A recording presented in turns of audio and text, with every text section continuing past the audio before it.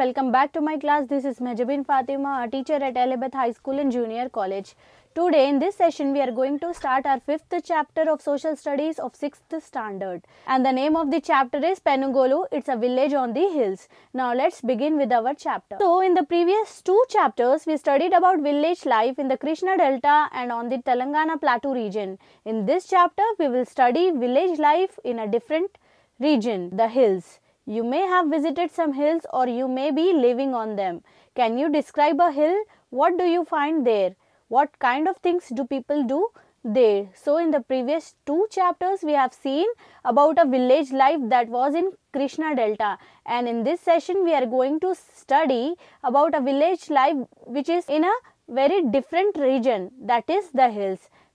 So maybe you may have visited the hills in your life, and can you describe the hill and what do you find there? These are the questions. Now let's see its answers through our chapter. Okay, let's start with Eastern Ghats. Telangana Plateau is a part of Deccan Plateau that is marked by the Eastern Ghats on one corner. Eastern Ghats are located on the eastern border of Jayashankar district. The hill ranges in Telangana are part of the Western Ghats. So, Telangana Plateau is a part of Deccan Plateau and it is marked by the Eastern Ghats, and these Ghats are located at the eastern border of Jayashankar district. Identify the above regions in the district map of Telangana. Most people living in the hills belong to different tribal communities. These are Savara, Kondadora, Gadaba, Gond, Manedora, Mukhadora and Koya. These indigenous peoples have their own unique cultural heritage. Many of these communities continue to depend on collection of the forest produce and hunting for their livelihood.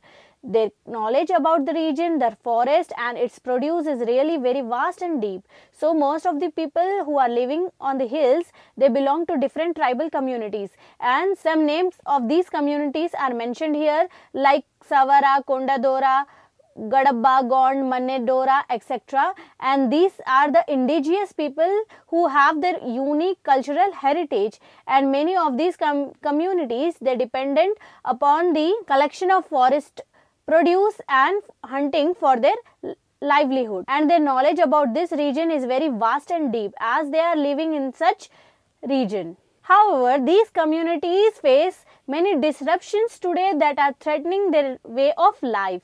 We would discuss some of these issues.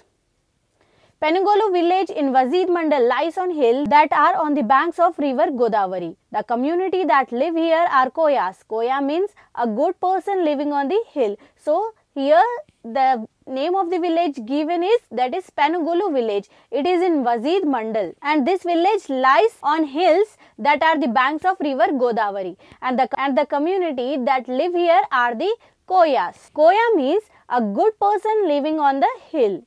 They speak Koya language, and this community is spread over the hills up to the adjoining states surrounding them such as Odisha, Chhattisgarh and Andhra Pradesh.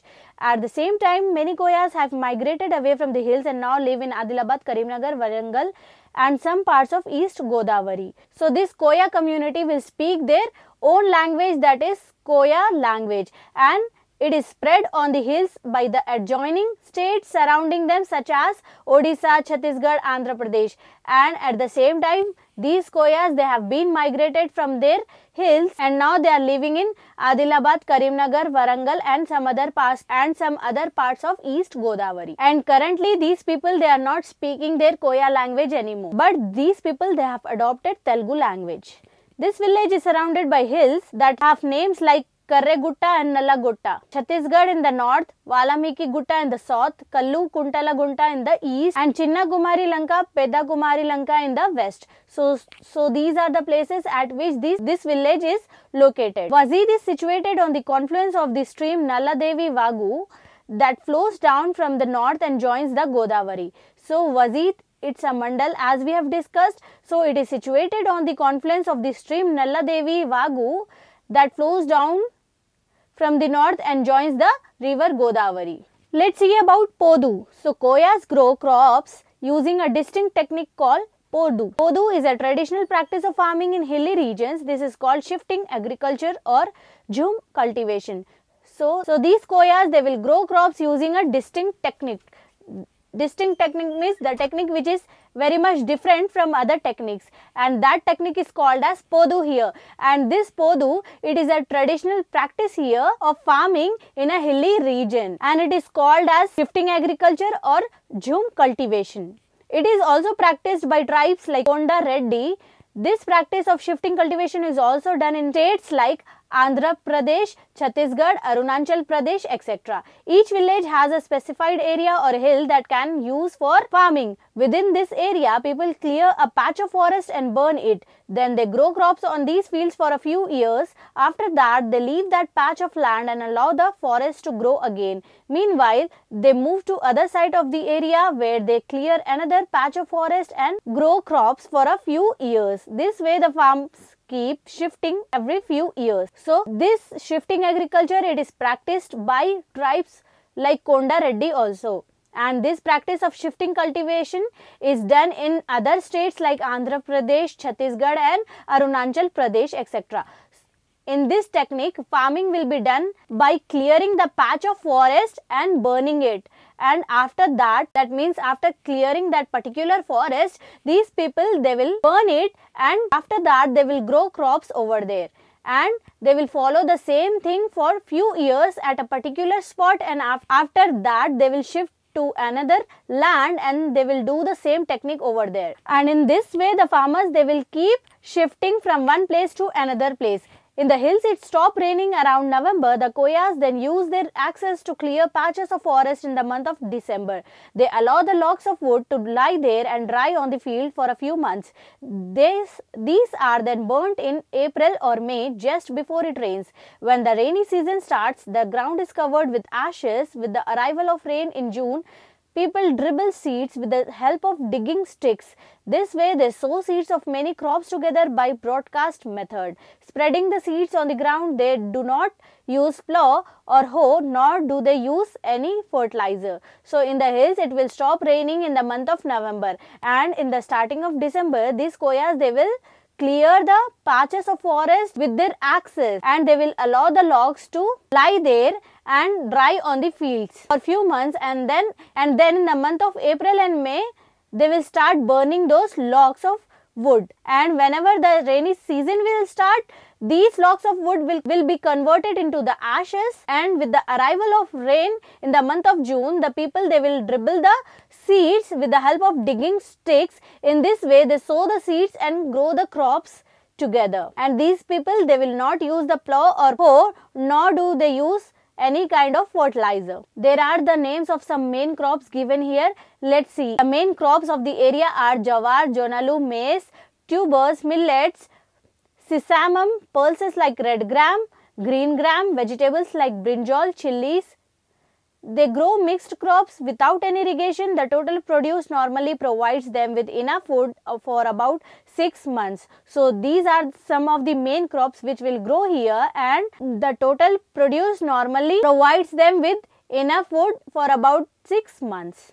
Since these fields are close to forests, they easily attract animal and birds of the region. The Koyas built manche to guard their fields until December. So, since these fields very much near to the forest, it may be easily attracted by the animals or birds of that region. So, these Koyas, they will build manche to guard the fields until the December. Let's see about the vegetable garden in the backyard. From a distance, we could notice that the houses in this village bamboo fences around the backyard with leveled land. This was quite unlike the stony or sloping agricultural fields. So, from the distance, we could notice or we could see that the houses in this village, it has the neat bamboo fences around the backyard, and that land will be leveled land, and it was quite unlike the stony and sloping agricultural fields. Since this is the hilly region, we would imagine the land would be slopy or hilly, but here at the backyard of their houses, they are having the leveled land. This backyard provided a space for a small kitchen garden. In this small plot, they planted a few vegetables like beans, goats, chilies, and fences had climbers like pumpkins. At times, poultry was also kept within these fences. Some of them rear goats, sheep, cattle, and dogs. And in this fence, these people, they are again growing the vegetables like beans, goat, chilies, etc. And at the same time these people, they are keeping the poultry over these fences, and some of them will rear goats, sheep, cattle, etc. Let's see about the minor forest products. When we spoke with people at the village, we realized that grains and vegetables produced in the Podu lands or their backyard is insufficient for the families to survive throughout the year. Hence, collection of forest produce and hunting plays a vital role in their livelihood. The forest is a great storehouse, and over 100 of years the people have identified all the various available edible food and sources of medicine. So when we asked with the people who are living there that whether these grains or crops are sufficient for them for their survival throughout the year, these people, they have said that it is not sufficient for them throughout the year. So these people, they will also do another kind of work like gathering forest produce and hunting. These activities will also play the important role in their lives for their survival. And the forest, it has a great storehouse, and over the 100 of years the people have identified the various available edible food and sources of medicines. The people of this village depend upon the forest throughout the year. The tribal calendar is marked by various seasons for various edible fruits, tubers, nuts, green leaves, and even for hunting small animals. For any illness, either for humans or animals, their knowledge of the medicinal plants collected from the forest provides the remedies. So as these people, they are staying nearby the forest, they have much knowledge regarding the leaves of the plants or regarding the different medicinal plants, etc. And that plants can be used for curing the animals and human beings. Except for a few months during and after harvest, tribal women and children are engaged in collection of edible forest produce. The two important forest products that they collect are honey and bamboo shoots. They collect honey from trees, climbing them with the help of a single pole ladder. Tender bamboo shoot called kari kummulu are collected from the tips of the bamboo bushes. So except for a few months after harvest, the tribal women and the children, they will engage themselves in collection of edible forest produce. There are mainly two forest produce to which these people, they are very much engaged to collect that produce. So they are honey and bamboo shoots, and these people, they will collect honey from trees by climbing on them with the help of a single pole ladder. And the bamboo shoot, which is called kari kummulu, are collected from the tips of the bamboo bushes. The shoots are cooked after the outer layers are removed.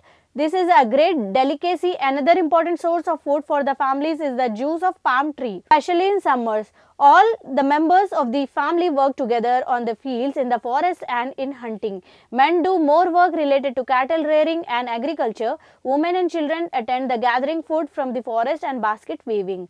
These kari kummulu shoots, they are cooked after removing the outer layers, and it has a great delicacy. And another important source of food for them is the juice of the palm tree, which they will drink in the month of summer specially.